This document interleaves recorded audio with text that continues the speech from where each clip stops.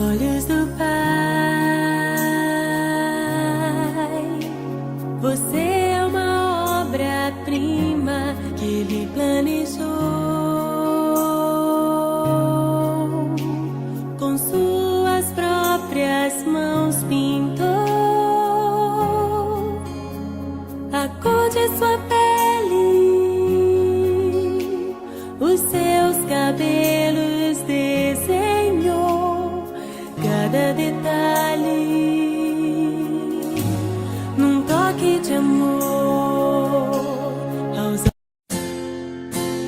Amigo é muito mais do que alguém pra conversar, alguém pra abraçar.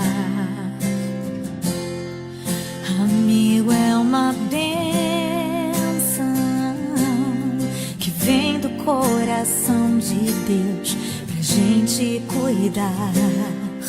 É assim que você é pra mim, como uma pérola que eu mergulhei pra encontrar. É assim que você é pra mim, um tesouro que pra sempre eu vou guardar. Amiga, eu nunca vou desistir de você, e pela tua vida eu vou interceder, mesmo que eu